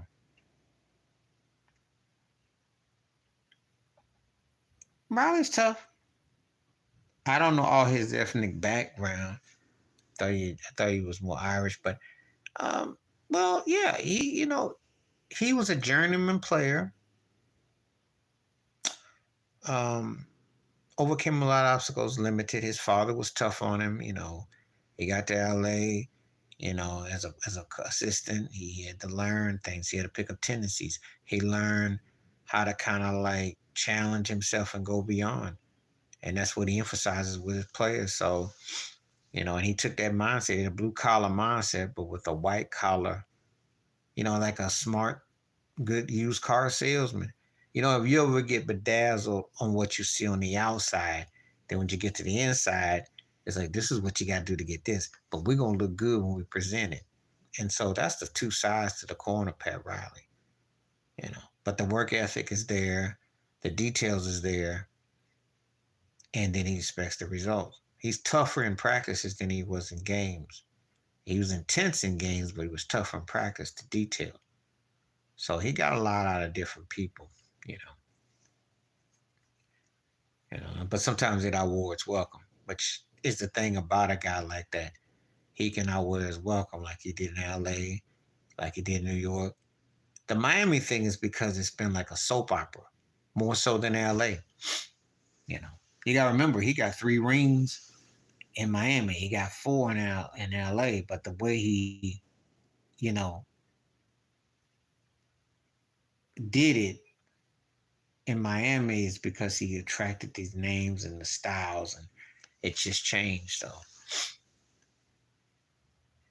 So, and I respect him as a coach. Attention to details. I don't always agree with everything he done, but I respect him though. And he took advantage of. He knows how to use the situation to his own usage. That's what successful people tend to do. So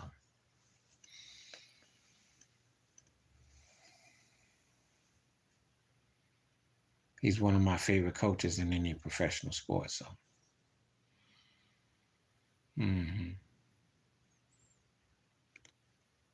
top 3.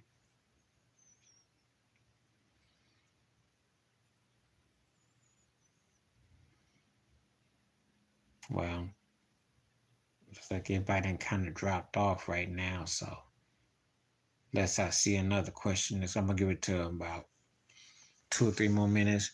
Get ready for this game tonight. The Bills playing the Giants. Check that out.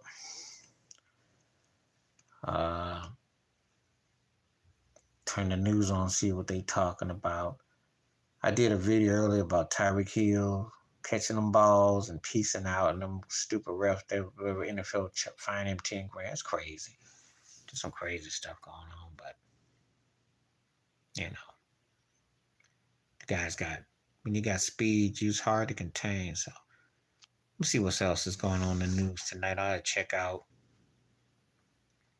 watch a movie, watch some tonight. See what's up though. Definitely watch movies. Yeah. I watched the old Dudley Moore movie from '84 last night, and I didn't even know that Dr. Betty Shabazz was in it. So that was a cool discovery for me that she got a film credit. Malcolm X is his widow. So, oh, wow, that was cool. That was cool. That was cool. It was 84, and it was under. God, what was it called? Cause it was a lightweight movie. He was playing a music conductor. You know, Dudley Moore is a musician, piano player. I always looked at Dudley Moore as kind of like the acting version of Rod Stewart. So it was under affair, some mess like that. It was with some chick, and I just had it on late night. You can Google it. It came out in '84. I used to watch these movies all. We watched 10 back in the day, and Arthur 1 and 2 and 3, and all of his movies were like the same except for Best Defense. But most of his movies, he was playing a musician. He drunk all the time, macking on all the women. He was getting his Rod Stewart on. That's what I always looked at Dudley Moore like. And he was a talented musician. Actually, he could play, you know. And he was funny because he had the kind of career that they wanted Danny DeVito to have. If you think about it, Dudley Moore had it. You know, except his was kind of like I think if Randy Newman had been an actor, that's what Dudley Moore would have been like. Because he just, it worked. Dudley Moore had this quirky humor, and it was a trip. But yeah, yeah. But yeah, if you look up Google up his movies from '84, it was on last night. It was late night. And see, sometimes I'm unwinding and I'll watch anything just to get through the night, just kind of eat some popcorn and chill, drink some water.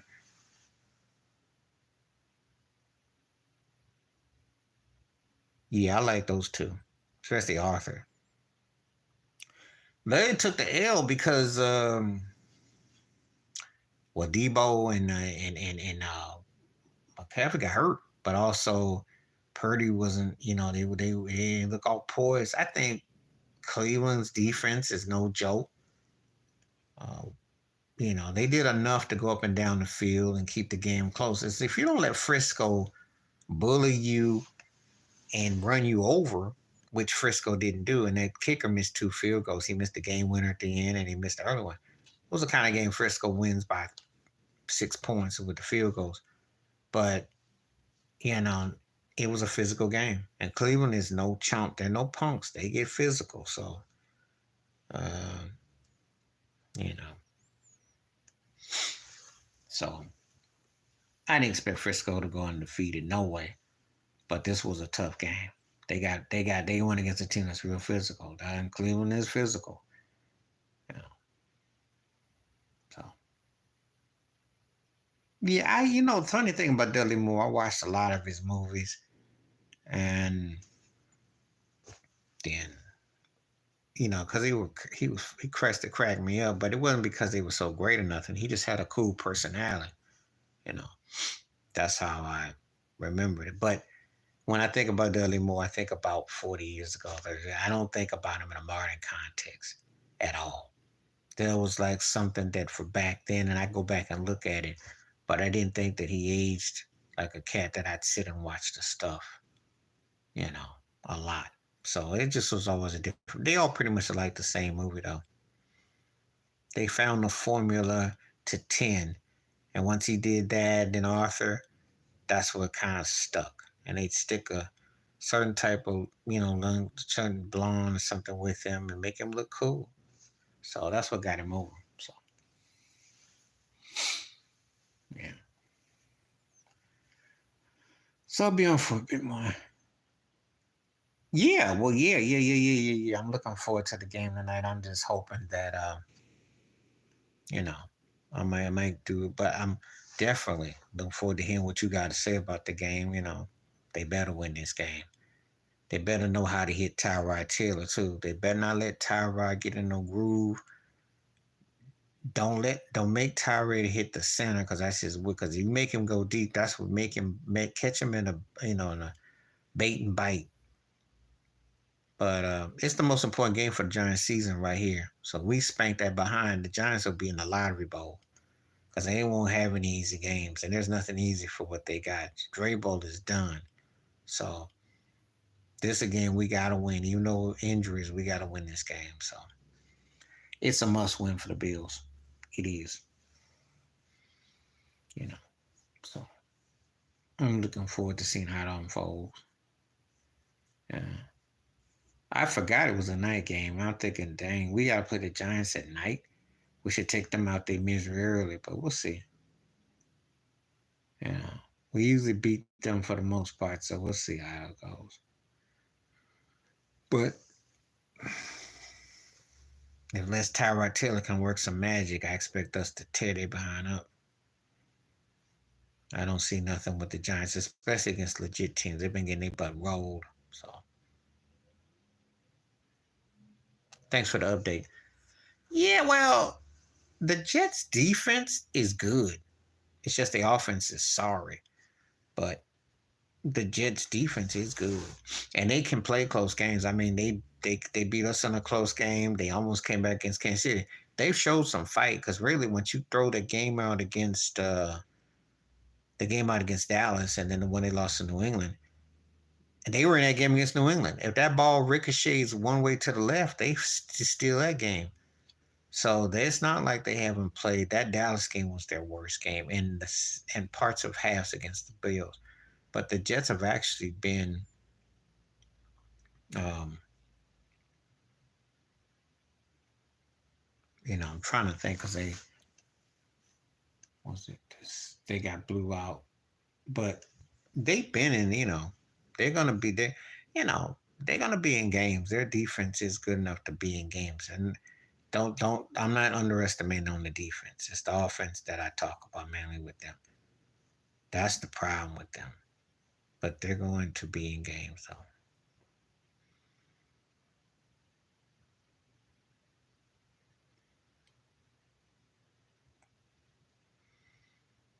You know. So,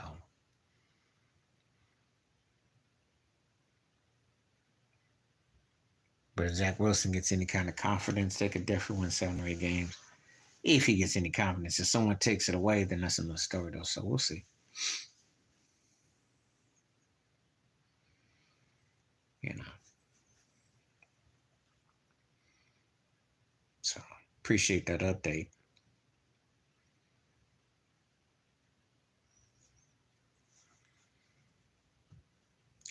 You know. I don't think there's any teams that I would say is undefeated and not invincible. Because I think that any given Sunday, I ain't seen a team that I go, oh, that team was got me shook. So, but Philly and Frisco are still the best teams in the NFC, bar none.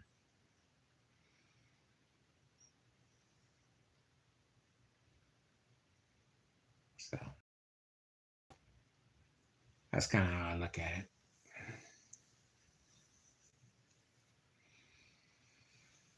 Yeah. So I'll be on for a few more minutes before I call it a day. It's definitely been some good feedback as usual. Appreciate all the questions as always, and other people want to come on. I don't really put it out there when I'm doing it, but you know, let it be known. You know, like I said, there's a lot going on in the news, a lot of stuff happening. So, anything you want to talk about, feel free. Anything, it's all good. So I'll be on for a few more minutes unless if I get any more questions. And if not, I will, sign off in just a little bit. But appreciate it as usual.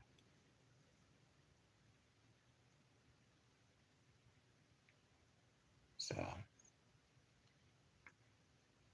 anyway, I think I'm gonna step on off right about now. It was definitely, appreciate TC. Much respect always for the great questions. Great to see you, Bills fan, and people that got questions. I welcome questions. No trolls. I don't do trolls, um, but I welcome the questions and people that's got something to say. Always appreciate people who gotten something that want to talk about what's going on. Because I cover a wide range. It can be sports, it can be music, it can be movies, it can be politics, civility, religion, whatever you want to talk about, I'll try to answer it. There's some great discussions we had about boxing. That little segment was good. I definitely enjoyed that, talking about the hitters and different things and uh, eras and stuff, and you know coaches and things of that nature. So that definitely hit the spot, and you know, so it's always cool to kind of reflect on that, um, things that are going on, So definitely appreciate that. So about to wrap this up, hoping that we'll see what happens. I'll probably do another live in the next couple of days. Probably be on. See what I maybe make circling for Thursday. We'll see how it goes. Um, see where the wind blows, how everything goes. If I decide to come back on, you know. But this was definitely this was cool to kind of like just get some reflection and to you know I didn't even really talk about. I just briefly talked about Colorado. I don't try to talk about them because they're not my team. I'm pulling for Dion, but I'm Michigan's my college football team. And they won big yesterday, so I'm watching some things with that. But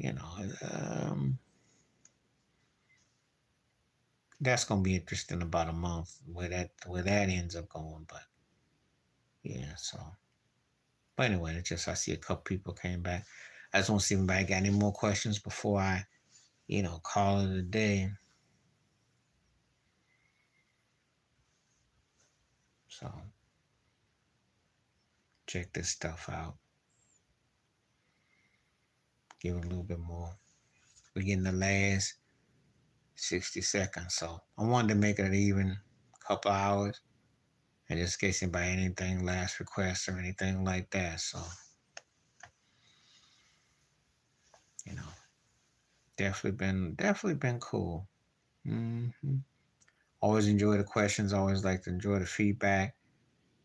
Pop culture references, movie references, soul references, lifestyle references, all that stuff. We cover a wide range, so